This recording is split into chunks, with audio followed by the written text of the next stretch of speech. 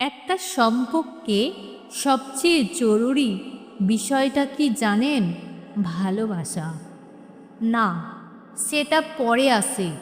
সবচেয়ে জরুরি হলো যোগাযোগ।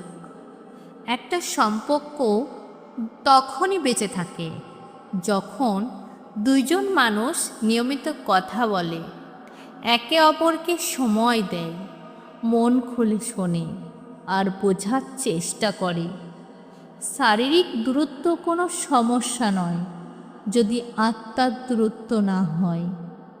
1000 মাইল দূরে থেকেও মানুষ কাছে থাকতে পারে যদি তাদের মধ্যে প্রতিদিন একটা আমি আছি বলা হয়। প্রতিদিনের সেই ছোট ছোট খোঁজ, কেমন আছো, আজ কি করলে, খেয়েছো, এই কথাগুলোর মধ্যেই লুকিয়ে থাকে সম্পর্কের অক্সিজেন। এই কথাগুলো বন্ধ হয়ে গেলে সম্পর্ক নিঃশ্বাস নিতে ভুলে যায়। অনিয়ম, চুপ করে থাকা, কথা না বলা, গুরুত্ব না দেওয়া, এসব ধীরে ধীরে সম্পর্ককে মেরে ফেলে। যে মানুষটা এক সময় খুব দরকার ছিল, খুব আপন মনে হতো, তেই একটা সময় অচেনা হয়ে যায়। কেননা তাকে সময় দেওয়া হয়নি, কথা বলা হয়নি, ভালোবাসা বোঝানো হয়নি। যদি তুমি কথা না বলো, তার মনের হাল জানবে কিভাবে?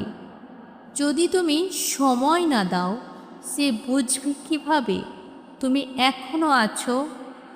একটা মানুষ কেবল ভালোবাসি শুনে তো থাকতে পারে না, সে চাই অনুভব করতে প্রতিদিন, প্রতি মুহূর্তে।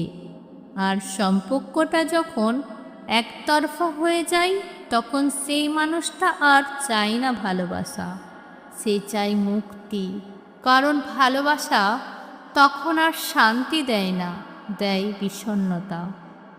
যে সত্যি ভালোবাসে সে জানে সম্পর্ক নষ্ট হয়ে যাওয়া কতটা কষ্টের।